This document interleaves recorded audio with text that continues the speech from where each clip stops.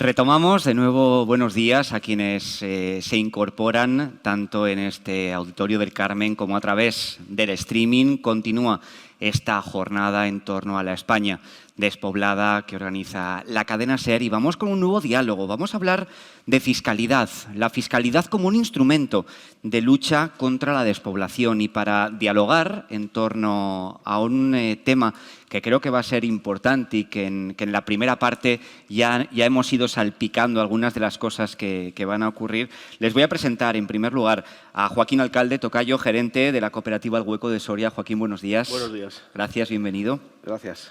Y está con nosotros también Miguel Martínez Tomei, consultor en asuntos públicos. Miguel, buenos días, un placer. Buen día. La despoblación, lo estamos poniendo de manifiesto por encima de todo, entre otras muchas cosas, es un problema de oportunidades, y para que la gente se quede o quiera venir al medio rural hacen falta oportunidades y también, dicen muchos, hace falta una fiscalidad diferenciada. Vamos a tratar de explicar todo esto, de ponerlo en contexto, de ver de qué estamos hablando, porque Joaquín, cuando hablábamos de fiscalidad, hablamos de innovación social también como herramienta para contribuir a todo esto. ¿Cuál puede ser ese inicio, ese principio, ese patrón de la base de que para viejos problemas, viejas soluciones, o todo lo contrario? Bueno, muchas gracias, Joaquín. Gracias por invitarme. Gracias al Gobierno de Navarra, a Bernardo, el consejero, a Jesús Mari, director general, y bueno, a todos los que estáis aquí, la alcaldesa de Sangüesa, por supuesto. Bien, yo siempre digo que nos enfrentamos a un reto muy peliagudo, ¿no? El reto de la repoblación es un reto muy complejo, eso lo sabemos todos, y es un reto que precisa de muchas herramientas, ¿no? Yo hablo también de que es necesario tener una buena caja de herramientas para poder meterle mano a este problema. La innovación social, a nuestro juicio, es una de ellas, ¿no? La innovación social no es otra cosa que buscar nuevas soluciones más eficientes, más sostenibles a los viejos problemas de siempre, ¿no?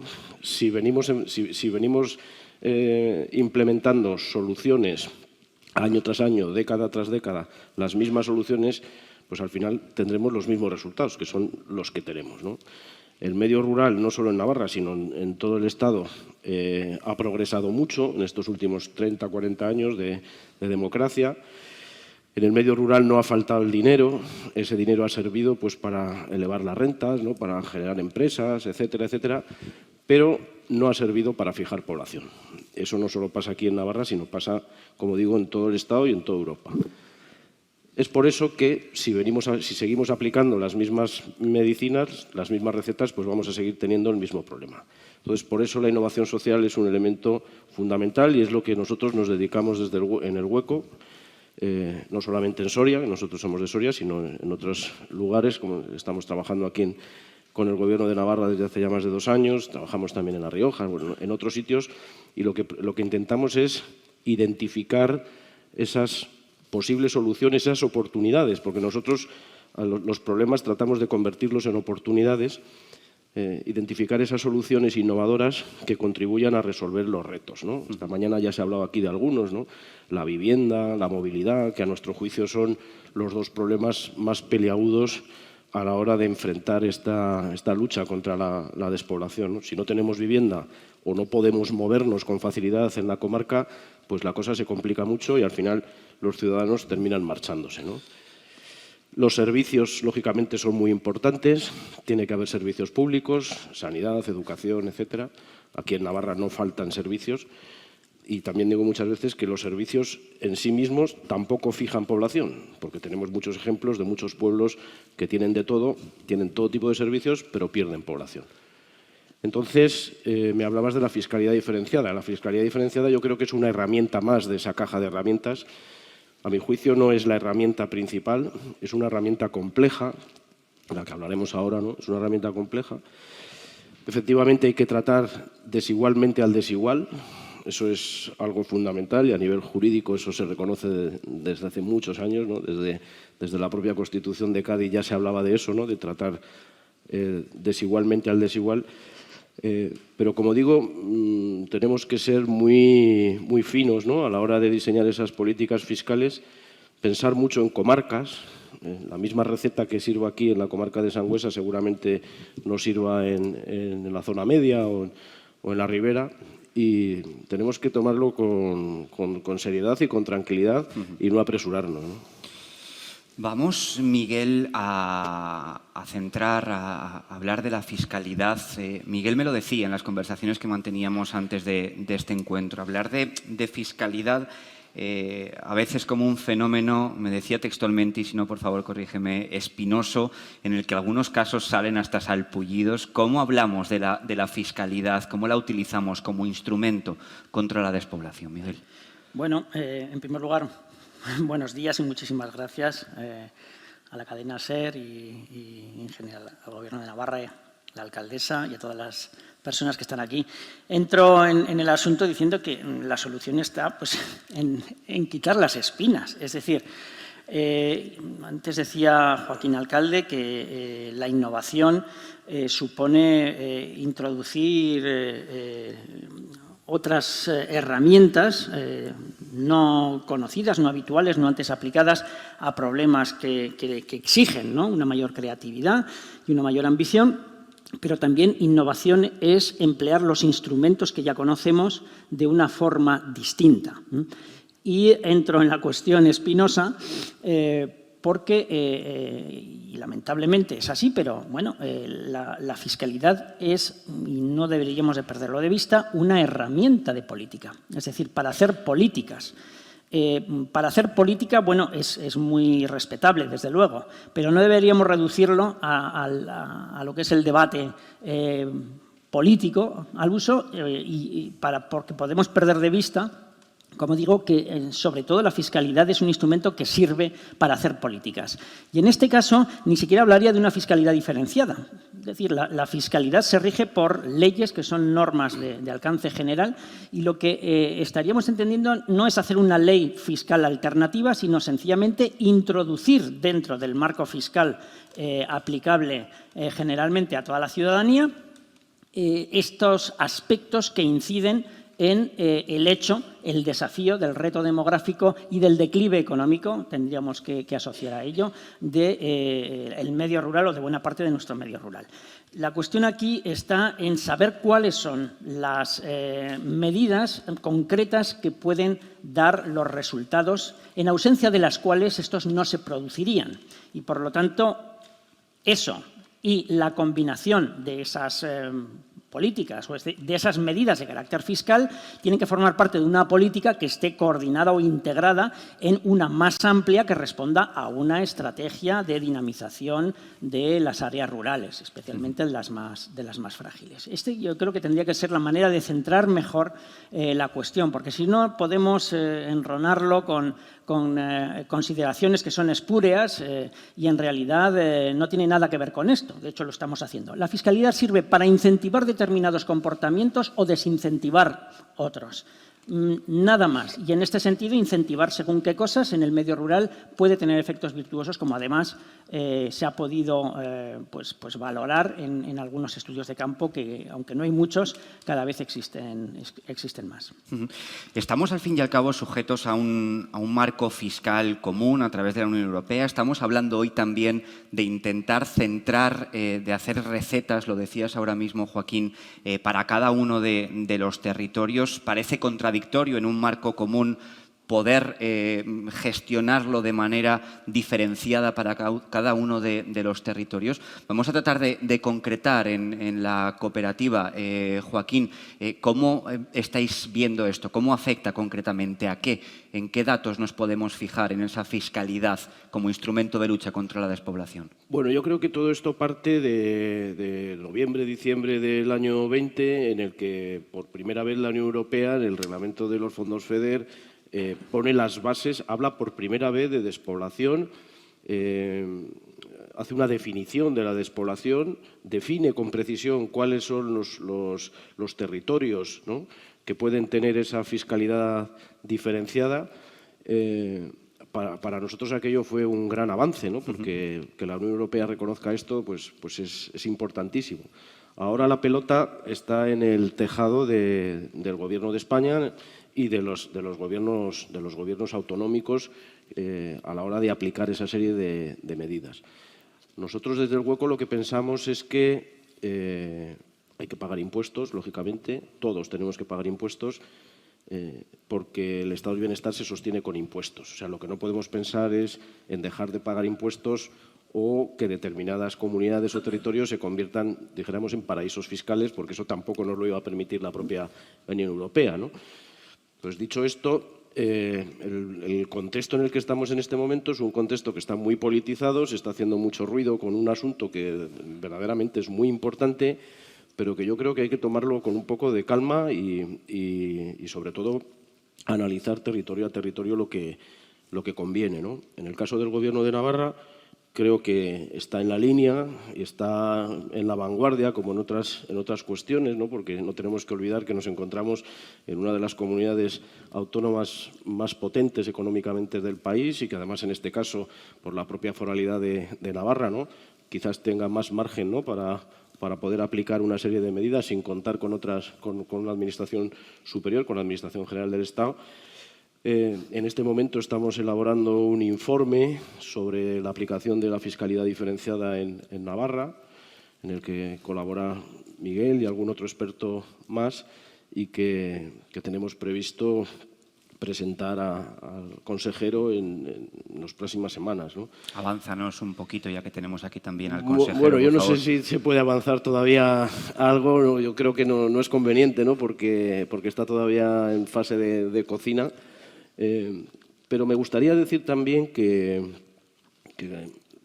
cuando se empezó a hablar de la fiscalidad diferenciada en nuestro país fue gracias a un trabajo en el que participaba Miguel, ¿no?, que hizo la SESPA, ¿no?, la Asociación de los Empresarios de Soria, Cuenca y Teruel. Fueron los que empezaron a hablar de esto, los que se partieron el pecho en Bruselas, ¿no?, consiguiendo que la Unión Europea, que la Comisión Europea pusiera el foco en esto. Creo que en ese sentido hay que agradecerles, ¿no?, ese trabajo previo que hicieron. Pero yo creo que siempre se ha hablado, en estos últimos años, se ha hablado un poco de una manera sesgada de la fiscalidad, ¿no? Se ha hablado de una fiscalidad que facilite o que reduzca los gastos de funcionamiento de las empresas. Siempre se habla de empresas, y yo creo que hay que hablar de una fiscalidad diferenciada no solo para las empresas, sino también para las personas, ¿no? Para los autónomos, microempresas. Para también. los autónomos y para los que no son autónomos, para los que vivimos en los pueblos, ¿no? Los que vivimos en los pueblos, ver de qué manera nos podemos o se puede compensar, ¿no? En el fondo, yo voy a utilizar un término muy medioambientalista, ¿no? En el fondo somos custodios del territorio, estamos viviendo en los pueblos y estamos haciendo una labor, dijéramos, de salvaguarda, ¿no?, del patrimonio, de la historia de los pueblos. Yo creo que esa fiscalidad tiene que pensar sobre todo en las personas. Y ahí seguramente, eso Miguel sabe más que yo, seguramente hay una batería de impuestos sobre los que se puede incidir, ¿no? Seguramente no tanto como nos gustaría, ¿no?, pero se puede incidir para que de alguna manera le resulte más barato o tenga algún beneficio el poder vivir en Sangüesa frente a vivir en una zona de aglomeración urbana como puede ser todo Pamplona y el área metropolitana, ¿no? Podemos introducir aquí, entiendo también en esa parte de concreción, el factor IRPF. Creo que cuando lo nombramos todos sabemos de qué estamos hablando, algo que afecta también a esos autónomos, a esas microempresas, a muchos de los que seguramente estamos hoy aquí y nos están escuchando y viendo a través del streaming. Ahí también se puede actuar, Miguel. Claro, de hecho el IRPF seguramente sea el impuesto más relevante, sin olvidar que todos tienen en una medida o en otra un impacto. Y esto tiene que formar parte del análisis previo de cualquier política de fiscalidad adaptada a las necesidades de estas áreas. Pero evidentemente el factor humano está en el centro del problema. Estamos hablando de una descapitalización del activo humano en los pueblos, que es la base sobre la cual se sustenta cualquier otra generación de capital, desde el emprendimiento básico de un pequeño autónomo a quien monta ya una empresa de mayor entidad. En definitiva, ese es uno de los primeros activos de los que carecemos a la hora de emprender. Y sobre todo el envejecimiento incide muy claramente en ese sentido. Habitualmente las personas no emprendemos ya cuando alcanzamos una determinada edad. Hay excepciones muy loables, desde luego, pero no suele ser lo habitual por razones claras para todos. Por lo tanto, el que podamos a través ya simplemente de lo que es el tratamiento básico de la renta de las personas físicas, facilitar el que sea menos oneroso el realizar actividades, las actividades personales y las de la vida cotidiana junto con las profesionales básicas es esencial en ese sentido. Pero, como digo, hay que atender a todo. Lo más importante en cualquier caso, y esto es algo en lo que se incurre como error en las primeras experiencias que se han podido analizar en España, al respecto, y a este respecto también, la redundancia, quiero evocar los trabajos realizados por el Grupo de Investigación Consolidado de Fiscalidad de la Universidad de Zaragoza, dirigido por el profesor Julio López Laborda. Han hecho un análisis de estas figuras impositivas, sobre todo del IRPF, y han llegado a conclusiones que yo creo que tendríamos que anotarnos muy bien para diseñarlo. Cualquier sistema, como por ejemplo el que se está planteando el Gobierno de Navarra en estos momentos. Y quizás tendríamos que basarlo en los siguientes pilares. En primer lugar, saber cuál es el resultado que se quiere obtener, saber hacia dónde lo tenemos que dirigir, establecer incentivos que sean realistas, es decir, que supongan un coste fiscal, por decirlo así, lo suficientemente notable para la Administración y lo suficientemente apreciable para el administrado, para que no sea básicamente neutro. ¿Cuáles podrían ser esos incentivos realistas? ¿De qué estaríamos hablando? ¿Cómo lo traducimos al...? Bueno, pues por ejemplo, a menudo cuando se introducen incentivos por la adquisición de vivienda, de primera vivienda, vienen conjugados, quizás voy a responder en negativo, a menudo vienen conjugados con los factores de carácter social. Carácter social como puedan ser colectivos vulnerables, jóvenes que escasean en el medio rural, familias monoparentales, etcétera. Y de alguna manera ahí se agota esto. Bueno, para empezar, no hay muchos jóvenes en las zonas más frágiles del medio rural. A menudo, si el umbral de renta es muy bajo, determina que haya muchos de los potenciales beneficiarios que no llegan al mínimo para hacer la declaración del impuesto de la renta de las personas físicas, o, por ejemplo, que sencillamente la cuantía del incentivo sea tan pequeña que realmente pues, no despierte ningún interés. Bueno, esto ya he venido a decirlo antes, pero en cualquier caso que no se condicione en exceso. Yo diría que con carácter general y especialmente en las zonas más frágiles, la necesidad, por decirlo así, de seres humanos es tan grande que no sobra nadie. Es decir, no discrimines.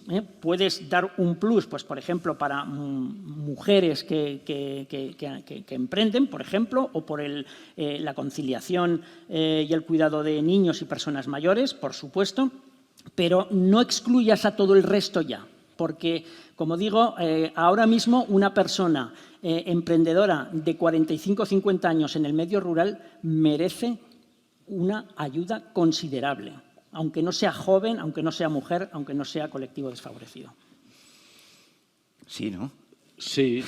Bueno, yo estoy muy de acuerdo con lo que dice Miguel. Yo creo que hay un elemento que es muy importante, lo decíamos al principio, que es la vivienda. Yo creo que tenemos que actuar de una manera integrada, ¿no? Incluso incluyendo la fiscalidad, todas aquellas medidas fiscales que se puedan adoptar para que pueda haber vivienda a disposición, para que pueda haber rehabilitación de vivienda, para que pueda haber promociones de vivienda. Es decir, si nosotros conseguimos resolver el problema de la vivienda en las zonas rurales escasamente pobladas y de esa forma que sea una vivienda cómoda al alcance de todo el mundo, hemos ganado media batalla. Entonces, yo creo que la clave va por ahí. Vuelvo al tema de las empresas que decía al principio. Ahí sí que tenemos que ser bastante bastante finos, ¿no?, a la hora de definir esa fiscalidad, ¿no? Si nosotros, por ejemplo, actuamos sobre el impuesto de sociedades, aquí, por ejemplo, hay un caso muy claro. Aquí hay una empresa del IBEX 35 que está en una comarca despoblada y que yo no sé si esa empresa debería tener, dijéramos, esa fiscalidad diferenciada del mismo modo que un pequeño empresario de aquí del pueblo, ¿no?, que tenga un supermercado, ¿no? O imaginaros que mañana, al calor de esa fiscalidad diferenciada, viene un gran supermercado, una gran compañía, y también tendría derecho a esa fiscalidad diferenciada. Entonces, es complejo, ¿no? Es complejo y bueno, estamos trabajando ahora mismo precisamente en eso, ¿no?, en identificar una serie de medidas sencillas, ¿no?, medidas que sean aplicables, que sean realistas, ¿no?, y que tengan cierto impacto, como decía Miguel. Si ya decimos, perdón, que cada sitio es peculiar, si ya en cada sitio también establecemos diferencias, más peculiar todavía, ¿no? Pero tiene que haberlas. Tiene que haberlas. Quiero decir, la fiscalidad, para que sea eficaz, tiene que atender a la territorialización, es decir, tenemos que hacer un diagnóstico territorial. El Gobierno de Navarra, por cierto, tiene un fantástico informe con su diagnóstico territorial con respecto al declive demográfico, y sobre esa base a considerar sus destinatarios. Es decir, dentro de un territorio en declive puede haber situaciones muy distintas y no todas son incentivables o apoyables desde la fiscalidad o no en la misma medida. Por lo tanto, no podemos para nada olvidarnos de este otro factor. Es esa combinación la que nos da el punto de buen afinado en lo que es nuestra política fiscal, que, por cierto, y eso es otro de los elementos, tiene que ser debidamente evaluada con regularidad, respondiendo y atendiendo siempre a la pregunta que evocaba antes. ¿Hay impacto? ¿En qué extensión lo tiene? Y si hubiese producido, o en la misma medida, en ausencia de este incentivo fiscal, tiene que ser la pregunta que presida una visión de la política fiscal continuada de cara al reto demográfico en el medio rural. Hablabas ahora de Soria, Joaquín, donde está la cooperativa El Hueco, donde ahora también hablaremos de ello. Claro, nos envidian a Navarra por esa diferenciación, por ese régimen foral, por esas diferencias en cuanto a lo fiscal. ¿Se puede ¿Pedís copiar algo de lo que ocurre aquí? Bueno, se envidia a Navarra, pero quizás no por la foralidad, sino por el espíritu de trabajo y combativo, ¿no?, que hay en esta comunidad. Precisamente voy a contar una anécdota. Hace un par de días yo estaba oyendo la radio ahí en Soria, la cadena SER, Hoy por Hoy, y oigo a Bernardo Ciriza hablando, digo, esa voz me suena, ¿no? Y resulta que estaban poniendo un corte de Bernardo hablando, creo que era en Tudela, ¿no?, sobre la A15, que, como sabéis, es un problema común que tenemos los navarros y los sorianos. Entonces, los contertulios que estaban comentando las declaraciones de Bernardo loaban, ¿no? Decían, ¡oh, Navarra! Bernardo creo que vino a decir que el Estado ya estaba manos a la obra y que entonces ahora tocaba a Navarra ponerse manos a la obra, ¿no? Mira, perdóname si todo es tan cerca, tan lejos, que yo mismo fui quien le hacía esa entrevista a Bernardo y es en Soria donde pusieron esas declaraciones, así que... Por eso digo que, bueno, los problemas son, en algunos casos son comunes, luego ya sabes que también existe muchísima vinculación de Soria con Navarra, sobre todo en la zona de la Ribera viven muchos navarros de origen soriano, somos unas comunidades hermanas, ¿no? Envidiamos, como digo, a Navarra, sobre todo por ese músculo económico, por esa iniciativa, ¿no?, por esa industrialización que hay en Navarra. Yo muchas veces, cuando vengo a coloquios de este tipo, empiezo diciendo que vengo del futuro, ¿no? No he oído muchas veces decirlo, vengo del futuro y vengo a contaros a dónde vais a llegar si no ponéis las medidas que tenéis que poner, ¿no? Entonces, yo creo que en este caso el Gobierno de Navarra, desde hace ya tiempo, pues está en el camino, ¿no? Está en el camino correcto y está tratando de reequilibrar el territorio antes de que se desequilibre definitivamente, ¿no? Volviendo a la fiscalidad, yo creo que, un poco en línea de todo lo que estamos diciendo, esa herramienta, que no deja de ser más que una herramienta de la fiscalidad, debe estar integrada dentro de paquetes de diferentes políticas, ¿no?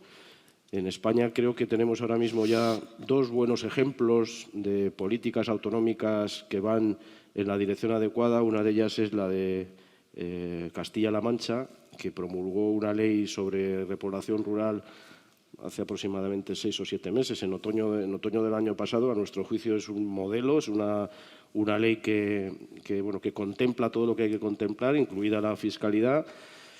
Aragón también está en ello. No sé si se ha aprobado ya definitivamente la ley. Va a entrar a tramitación en Cortes. Va a entrar a la tramitación. Está Creo que eso es un gran avance, ¿no? El que comunidades autónomas donde se sufre con virulencia, ¿no?, el problema de la despoblación. A mí me da un poco de sonrojo, ¿no?, venir a hablar de despoblación en Navarra cuando soy de Soria, ¿no? La situación es absolutamente diferente. O sea, aquí vivís más de 500.000 de personas. Hay un problema de desequilibrio, efectivamente, porque la mitad de la población de la comunidad foral vive en Pamplona y en la zona metropolitana, pero es que en Soria vivimos 89.000 personas en 11.000 kilómetros cuadrados, ¿no? Con lo cual son circunstancias absolutamente diferentes, ¿no? Pero por favor no te sonrojes, que si estás aquí es precisamente porque también queremos conocer eso y hacerlo. Hemos hablado de juventud, vamos a seguir hablando a través de ese informe que hacía el Gobierno de Navarra, por pedir un poquito esa concreción de la que os hablaba. Un joven, ya no de esos 45 o 50 años que siguen siendo jóvenes, un poquito más joven, ¿vale? Vamos a irnos a una persona con 35, 40 años que decide emprender, que decide instalarse en esta comarca, en el Prepirineo, establecer su vivienda en Sangüesa y emprender aquí una microempresa, un autónomo. ¿De qué estamos hablando en esa fiscalidad como instrumento contra la despoblación? ¿Qué le podemos ofrecer? No solo lo que ya hay, sino qué más se le podría ofrecer. En este momento, la mayor barrera objetiva al asentamiento de personas y actividad en el medio rural pivota alrededor de la vivienda. El tema de la banda ancha, pues bueno, mal que bien lo hemos ido resolviendo, aún quedan muchas zonas en blanco, por decirlo así, pero hoy por hoy es objetivamente la vivienda. Y la fiscalidad necesariamente tiene que incidir sobre los propietarios, tanto como sobre quienes vayan a adquirir o a arrendar una vivienda. En este sentido, el mayor problema está en que existe un parque inmenso de viviendas en el medio rural que está infrautilizado o no utilizado de ninguna manera. En un estado, en muchos casos, se va por barrios, no hay porcentajes, pero en un gran porcentaje, en muchos casos, prácticamente inhabitable, de acuerdo con los estándares que cualquiera tenemos, ¿no?, de tener una vivienda confortable, aislada, en fin, debidamente comunicada, lo que sea. Y a ser posible con jardín, nos ha dicho la pandemia también. Bueno, ¿no? pues es que, claro, tenemos que adaptarnos a lo que son las formas de vida del siglo XXI. Entonces, ahí tenemos que ser conscientes de que hay cosas que no son un capricho también. Pero bueno, vamos a partir del esquema básico de una vivienda normal, razonable, para tener una familia, criar niños, desarrollar tu proyecto personal e incluso profesional. Esto necesitamos liberar ese parque y necesitamos incentivar su rehabilitación allí donde sea posible y la mayor parte de las veces es necesario, o la liberación de suelo para poder desarrollar en condiciones asequibles. Pero es que ya tenemos que hacer el órdago a la grande. En estos momentos las pequeñas empresas constructoras en el medio rural no tienen personal suficiente. Es decir, están absolutamente asfixiadas porque el pinchazo de la burbuja, el hundimiento del sector de la construcción, ha expulsado a todos esos trabajadores, si se quiere un poco de ocasión, en el momento en que la burbuja iba al alza, y que en estos momentos hubieran sido esenciales para continuar con su actividad, y han desaparecido. Es decir, si hablamos de desaparecer un sector de la mano de obra, en general, en el medio rural eso es dramático, eso tiene tintes dramáticos. Es decir, tendríamos que también estimular la actividad de las empresas de construcción en el medio rural y mucho más las que estén radicadas allí. Y, desde luego, de cara a quienes vayan a adquirir vivienda, pues lo mismo se tercia, es decir, las deducciones correspondientes aplicables, las facilidades a la hora pues también de los impuestos como el de bienes inmuebles o el impuesto de actos jurídicos documentados. Sí. En definitiva, lo que es también las donaciones, es decir, muchas veces las transmisiones intrafamiliares pues a veces se ven dificultadas por la incapacidad, ¿no?, de sectores de la población que no pueden ni siquiera adquirir la casa de sus propios padres y, desde luego, pagar un impuesto de donaciones, llegado el caso, en algunas comunidades autónomas, como la mía, es, a partir de cierto umbral, un problema. Bueno, yo quiero poner un ejemplo sobre el tema de la vivienda que enlaza con un término que ha utilizado Bernardo, el consejero, cuando ha presentado la jornada esta mañana, que es el mecanismo rural de garantía o rural proofing. El mecanismo rural de garantía es ponerse unas gafas de lo rural para revisar y analizar la normativa en sus diferentes áreas, en sus diferentes vertientes, y ver cómo esa normativa afecta o impide en muchos casos la reactivación de los pueblos. Todos sabemos que hay normativa en este país, que hay muchísima normativa, creo que es uno de los países de Europa con más normativa, con un cuerpo normativo más amplio, pero mucha de esta normativa está desactualizada. Y pongo un ejemplo. Hace 2 o 3 años se hizo un proyecto europeo, un proyecto experimental, aquí en España con varios ayuntamientos, uno de ellos el de Olot, y ahí el proyecto lo que planteaba era un sistema muy innovador para conseguir rehabilitar vivienda, ¿no? Tú, por ejemplo, eres el propietario de una vivienda en un pueblo, esa vivienda necesita rehabilitación, tú no tienes los recursos, ¿no?, para poder acometer esa obra. Entonces, el proyecto lo que pretendía es que, con la intermediación del ayuntamiento, en este caso de Olot, y participaban otros municipios europeos, con la intermediación del ayuntamiento, el propietario recibía el dinero que necesitaba de un fondo y el ayuntamiento lo que hacía era incrementar el IBI de esa vivienda para garantizarle al fondo que iba a recibir, iba a retornarle su dinero. Eso que había dado, ¿no? Su dinero, ¿no? Esto, que es un proyecto que está funcionando, sobre todo en los países anglosajones, desde hace muchos años, en España no prosperó porque no se le permitió al Ayuntamiento de Olot hacer ese incremento en el IBI. Por ejemplo, entonces, esto une los dos ámbitos, ¿no?, la fiscalidad, la innovación y esa necesidad que tenemos de revisar esas leyes, ¿no? Tengo que decir que el grupo de trabajo al que mencionaba el consejero el año pasado, el grupo de trabajo de Rural Proofing, formado por 50 hombres y 50 mujeres de este país, ha hecho un trabajo muy interesante. Hay publicadas en la página web del proyecto, en la página web de Rural Proofing, una batería de 73 o 74 medidas, ¿no?, o normativas sobre las que hay que actualizar.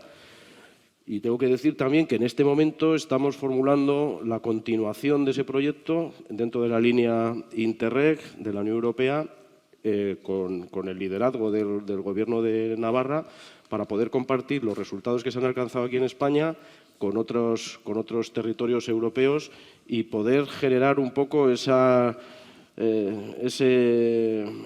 ambiente, ¿no?, propicio para poder acometer este cambio de la normativa. Hablaba ahora Joaquín de ese caso concreto de Olot. A mí me mencionaba Miguel un caso de unas islas de Escocia, creo recordar, al respecto también de la fiscalidad, ¿puede ser? Bueno, el caso de las tierras altas e islas de Escocia. Aunque en este caso lo que ponía de relieve es que las medidas fiscales estuvieron ausentes de su desarrollo. Estamos hablando de una agencia pública, una agencia dependiente del Gobierno de Escocia, que actúa, por lo tanto, pues como tal, con mucha autonomía, y que lo que ha hecho ha sido dinamizar el desarrollo a través de la diversificación, a través de un concepto integral, holístico, dicen ellos, más bien, de lo que es el desarrollo, y más en una zona muy frágil, que permite que los diferentes activos que habitualmente están presentes en una economía saludable y autosostenible, pues se arraiguen en el medio rural. Y en este sentido, bueno, pues ellos efectivamente son también la constatación de que en ausencia de una política fiscal, pero eso sí, dotándose de unos instrumentos de ejecución, de incentivos muy peculiar, muy enfilada a resultado y a destinatario, es posible, incluso como en el caso de ellos, revertir totalmente la pauta demográfica. Es decir, ellos pasaron de ir decreciendo prácticamente desde el siglo XVIII en un territorio que no tenía ni territorio. El territorio estaba en manos prácticamente de media docena de grandes propietarios. No podían hacer planes de desarrollo contando con el territorio hasta que no liberasen esa inmensa cantidad de tierras. Pero bueno, como digo, sin necesidad del apoyo de la fiscalidad, pero sí con una estrategia muy sólida y unos instrumentos muy bien diseñados y una visión muy bien planteada, han conseguido hacer lo que aquí dábamos hace no muchos años, y aún muchos lo dicen, por imposible. Es posible. Bueno, yo esto lo vi en El Hueco por primera vez en Soria, Joaquín, en 2014, en una presentación que hicieron, y a la quinta diapositiva salía esa curva de población, que en aquellos momentos estábamos todavía con el rebufo de la depre del libro de Sergio del Molino, y yo me agarré en la silla y me miraba a una sala abarrotada de personas, muchos de ellos responsables políticos además, y me dije, pero ¿está viendo todo el mundo lo mismo que yo? Ahí nos muestra que es posible. Y desde luego las condiciones de partida de los escoceses no eran mejores que las nuestras, si no peores en muchos casos. Y esto yo creo que nos tiene que dar como poco aliento y estimularnos para introducir estas innovaciones a las que ha aludido repetidamente Joaquín. No me gustaría desaprovechar la oportunidad de que hablemos un poquito de la actividad que hace El Hueco, ya que tenemos con nosotros a Joaquín Alcalde, pero sí que les quería pedir también a todos ustedes que nos acompañan en este Auditorio del Carmen, que si tienen alguna cuestión que quieran compartir en este diálogo, lo mismo a todos aquellos que nos siguen a través del streaming, pueden hacer a través de las propias redes sociales su pregunta, su comentario.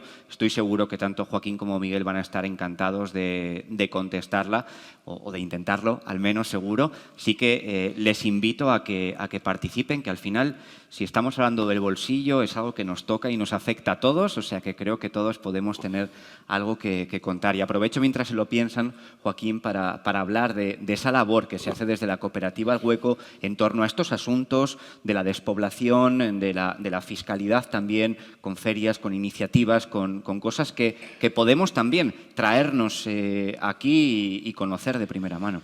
Bueno, nosotros llevamos trabajando 11 años en este tema, en El Hueco, ¿no? Más años en temas de despoblación. A Miguel lo conocimos hace muchos años en unas jornadas también, y Miguel es uno de los viejos gladiadores, que digo yo, de esta lucha de la despoblación. Nosotros trabajamos en varias líneas. Una muy importante para nosotros es hacer ruido con este tema, ¿no? Llevamos muchos años haciendo ruido. En estos últimos 5 o 6 años, efectivamente, parece que ya por fin el problema de la despoblación es un problema que se toma en serio, ¿no? En todo el Estado, desde el Gobierno de la Nación hasta el último ayuntamiento. Creo que de algún modo nosotros hemos contribuido a eso, ¿no? En El Hueco, con la Feria Presura y con las giras que hacemos con el autobús y todo esto. Luego, por otro lado, trabajamos en proyectos europeos porque nos interesa desde hace muchos años saber qué están haciendo los demás, ¿no? Es lo que contaba ahora Miguel, ¿no? A los escoceses de las Highlands los conocimos hace también 6 o 7 años y nos enamoraron, ¿no? Dijeron, joder, muchas de estas cosas son las que se pueden hacer aquí, ¿no? Estamos trabajando ahora formulando un proyecto con el Gobierno de Navarra para continuar con Rural Proofing, etcétera, y sobre todo lo que queremos es ver qué se hace fuera, ¿no? Y luego también tenemos un trabajo de campo, que es el que quizás más nos guste a nosotros, que es trabajamos con la gente, ¿no? Trabajamos en las comarcas. Aquí en Navarra llevamos trabajando 2 años con el proyecto comunal, en Sangüesa, en Ayo, en Falces, en el Valle del Aragón. Trabajamos en La Rioja, trabajamos en muchos sitios, ¿no?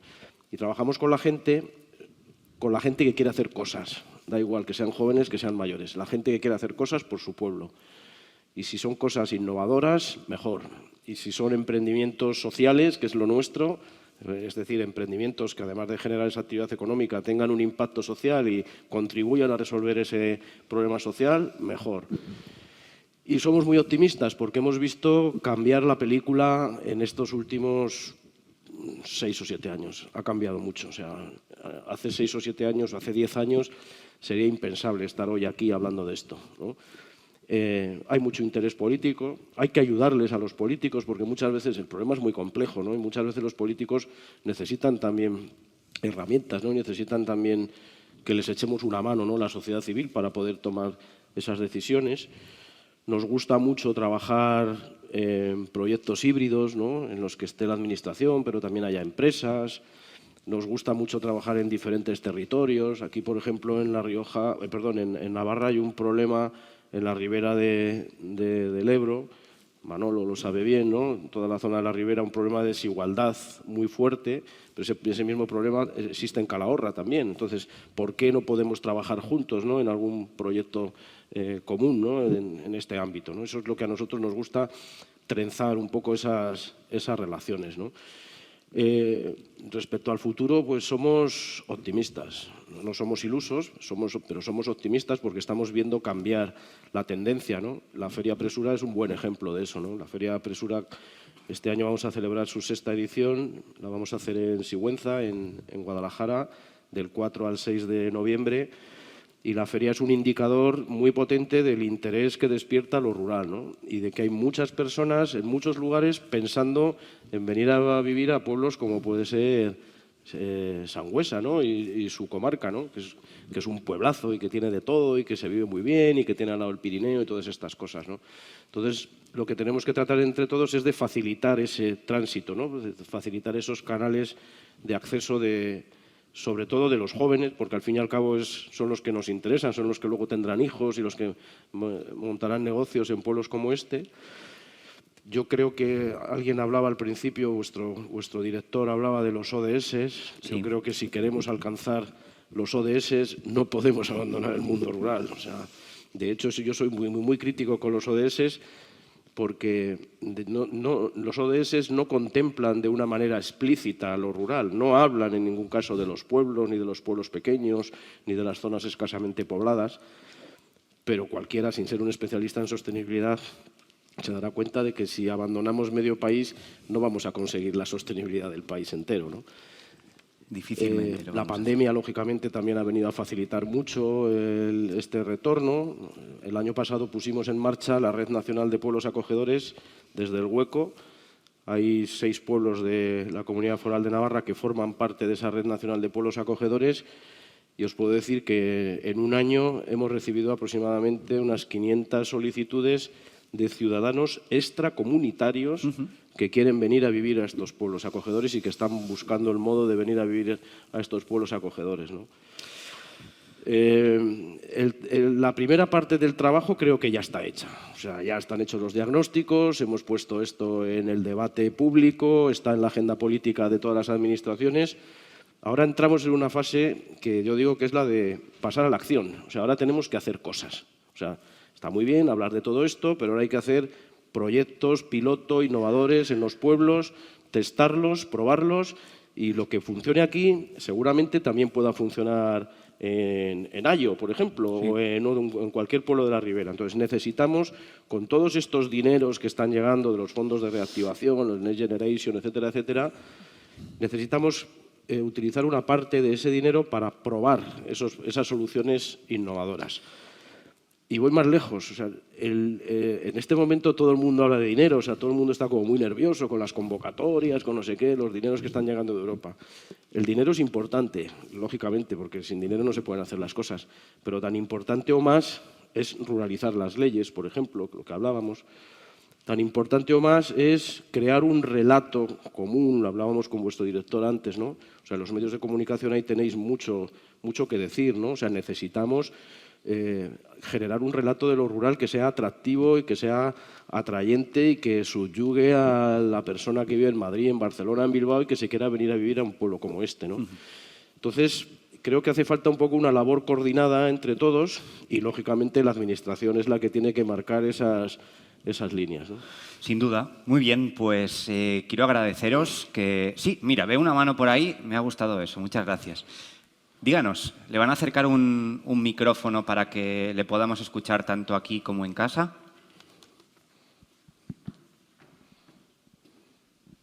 Hola, buenos días. Desde mi ignorancia total, quería preguntar qué es lo de la ODS, porque la verdad yo no lo sé.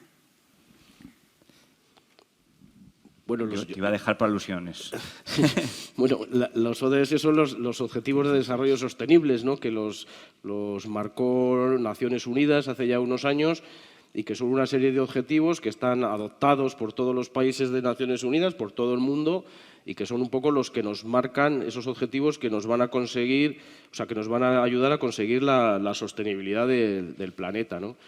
Como todo en la vida, pues hay países que se lo creen más y otros que se lo creen menos, ¿no? Y ahora, bueno, pues con todo lo que está pasando en la geopolítica mundial, pues me imagino que los rusos, los chinos, los indios y todo esto, como que lo de los ODS les pilla un poco de refilón, ¿no? Pero aquí en España, que somos un gran país, ¿no? Que somos un país, una de las democracias avanzadas, que además yo creo que tenemos una conciencia muy medioambientalista, ¿no? En este país, pues nos los hemos creído y son un poco los que nos están marcando las pautas a todos, ¿no? O sea, no solo los que trabajamos en las organizaciones sin ánimo de lucro, sino en las empresas, las administraciones, es decir, a toda la sociedad, ¿no? ¿Respondido? No sé si lo he respondido. Gracias. No soy un experto. Pues Joaquín, Miguel, gracias por haber participado de esta jornada de la España despoblada. Vamos a continuar, vamos a introducir un nuevo elemento en el debate, en este camino que estamos andando durante esta jornada, que va a ser el de la energía. Así que nada, en unos instantes retomamos esta España despoblada. Gracias.